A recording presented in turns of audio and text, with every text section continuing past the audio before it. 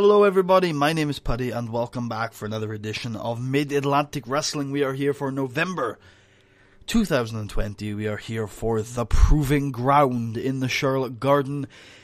It is going to be a big show. Of course, we are 1 month removed from the biggest show of the year where it all begins again, where we have a lot of our feuds, not feuds per se, but a lot of our dynamics being blown off and kind of the bigger matches of the year kind of happen. So the Proving Ground often turns out to be a quieter show, and indeed we have that tonight. There's not going to be a ton of fireworks by any means, but hopefully we will appease you with a main event that is for the Heavyweight Championship of the world, as Deadly Dean Waldorf takes on George Wolf for the Heavyweight Championship of the world. Deadly Dean, one of the most deadly grapplers in the territories, and he has been picking up some big singles victories in New York City wrestling and Oli over the last couple of months, and has earned his way up to a title shot, and it's going to happen here at the Proving Ground. And so on the show, we open up the night with Huracan taking on Dewey Archer. Huracan trying to bring that fast-paced lucha libre style action with a mix of Hurricane Rana's drop kicks and high-flying kicks and stuff like that to try and keep up the pace against Dewey Archer here. But Dewey Archer is fresh off a defeat to Froshore last month, manages to defuse the situation, manages to slow down the match and use that fine technical wrestling that he is known for throughout the territories, getting back on track with a very successful performance here against the masked luchador, slowing down the match, working down limb for limb, hold for hold Huracan, until eventually picking up the victory with his Proton Lock. Big win for the Architect, Dewey Archer here. And I should also mention before we move on that we have someone new on comms tonight. It's not made a huge deal of during the show, but we do. It is mentioned that joining Marvin Ernest and Ernest. Oh, geez, I didn't even realize that was a thing. But yeah, Marvin Ernest and space Ernest Fordyke Whom. I'm really bad at that name. I'm glad I never have to pronounce it. Is Gary Walker, who is a DC native. He's been on the DC independent circuit for a while as a announcer and commentator and occasional wrestler, although rarely. And he is joining our announcer team tonight. He is a color commentator and he makes up our 3-man booth, and he'll be an announcer going forward. For sure is in the interview area, and Sweet Tabitha asks him how he is going to deal with his title match against Logan Wolfsbane next month, given the fact that his contract expires only a few days following the Night of the Champions. And For Sure says, the way I'm going to deal with my title match, baby girl, is I'm going to look Logan Wolfsbane in the eyes, and I'm going to tell him right now and right here that I'm going to win. Because a couple days before that match, I'm going to head back to California. I'm going to look my wife and kids in the eyes, and I'm going to tell them that Froshore is a man on the edge of desperate times. A man on the edge of his career and his life. Because when I walk in to the Night of the Champions, when I have one more title shot at the Mid-Atlantic Championship, the most important match of my career. It is the most important match of my life. I have worked so hard to get here, and I have clawed myself up from the breach of nothingness. I have clawed myself up to one more opportunity, and I will look my wife and kids in the eyes. And I will take that passion, and I will take that desperate need to succeed, and I will walk into the Charlotte Garden on the 24th of December. I will miss Christmas with my family to have one more opportunity of giving them the Christmas that they deserve next year. One more chance. And quite frankly, I will put everything on the line. And whether I got a bum knee, whether I got a bum arm, it doesn't matter. I will fight, and I will claw, and I will give everything I have, like I have all year and for my entire career. And it doesn't matter that I'm not the fastest or the strongest or the most technically proficient. Because this is all I have left, and this is my last chance. And I will come out of December 24th, the Night of the Champions, with the Mid-Atlantic Heavyweight Championship, or I will die trying. For sure, on the verge. Can he win his final opportunity? We will find out next month.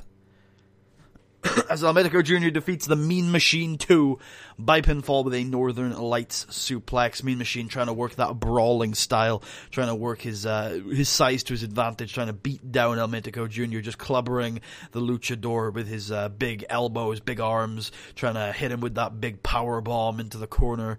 Just a monolithic performance from the Mean Machine, who's got this presence and this violent attitude that you will expect from such a monstrous creature. But Almetico Jr., he has that fast, quick-paced lucha libre technical style, and he works over the Mean Machine.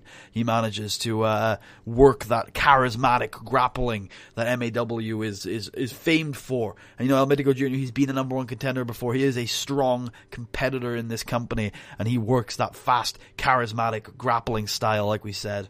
And he works down in the Mean Machine and manages to finish him off with that Northern Lights suplex. A good match in the middle of the card as the return of the monster James Diaz goes toe-to-toe with former number one contender American Elemental. Elemental tries to start fast with his lucha libre Japanese junior inspired style, a mix of high-flying lucha style stuff with the fast-paced technical maneuvers that you tend to see in the traditional Burning Hammer Juniors division or world level wrestling. The likes of, inspired by the likes of Elemental and Optimus and Magnum Kobe and Emerald Angel, people like that. That fast paced, putting his body on the line yet still with those fantastic technical basics. But James Diaz showing he's a big lad, showing those big physical presence. And former Sam Keith Classic winner James Diaz picks up the momentum, picks up the pace, hitting American Elemental with some brutal maneuvers, changing the tone of the match, and eventually picking up the win with his Asian thumb spike. We get a medical update with Island Boy Apollo. This is a DVD exclusive where he is in the hospital and he says, I've been down before, and I've had to deal with defeat in a lot of ways. But in a lot of ways, it also feels like 2020 was the end of an arc for me, and the end of a chapter of my career. And I've absolutely adored being here in Mid-Atlantic Wrestling. 3 championships should tell you that.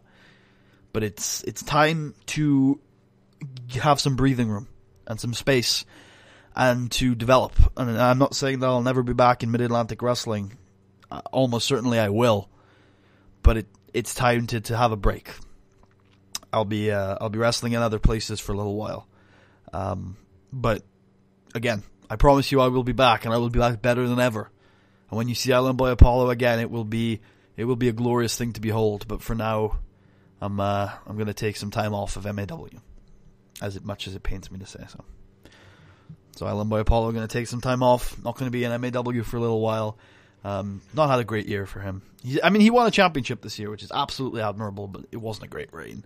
And he's suffered a lot of setbacks. And now that Scythe is back, Island Boy Apollo probably looks at Scythe and looks at him as like one of those big, unconquerable enemies that he just feels so bad about, because his record against Scythe is like 1-3 or 1-2, 1-4, something like that. And although he did conquer him in the end, it's just one of those things where he looks at Scythe and he just can't bear the thought that he's probably better than him. So we move on to a fun 6-man tag with Team Progress defeating Devil May Care in 12 minutes when Logan Wolfsbane defeats Stuntman by pinfall with a belly-to-belly suplex. A lot of this match is focused on the tag team champions, Acid and Stuntman, kind of working down Papa Dan in the corner, working down in a traditional heel tag team style, and showing their dominance as a tag team, showing that they are probably a better tag team in this moment of time than Papa Dan and Robin DeLay, the former tag team champions, are. But Logan Wolfsbane, it proves to be that equalizer, proves to be that big turning point in the match. When Logan Wolfsbane gets into the match, he picks up the momentum. Big drop kick to Kamikaze on the apron, big drop kick to Acid on the apron, manages to change the complexion of the match and get a lot of momentum going to take on this trio of reckless athletes that they are. And in the end, the MAW champion Logan Wolfsbane picks up the victory with a belly-to-belly suplex. And in a match here, rekindling a rivalry from last year, Sid Collier does indeed defeat Kid San Juan by submission with a Texas Cloverleaf. Sid Collier having a quiet year, the Dynamite Express, touring the territories, taking a few a few vacations out to Puerto Rico, out to Mexico, and dealing with the revival really of their tag team. Perhaps we'll see a lot more of them next year. But Sid Collier's back tonight, and he defeats an old rival in Kid San Juan. As we are moving into our main event of the evening, George Wolf is in the interview area. I don't know why that says Acid 2. That's weird. Dean Waldorf. George Wolf gets on the mic and says, "Deadly Dean Waldorf, I've watched you for years. I don't want to insult you. I really don't. I think you're a fantastic professional wrestler. One of the best in this industry today. You work so hard. But there's more to professional wrestling than hard work. And, you got to be born a champion. And I was born a champion. And finally, I've been given what is coming to me.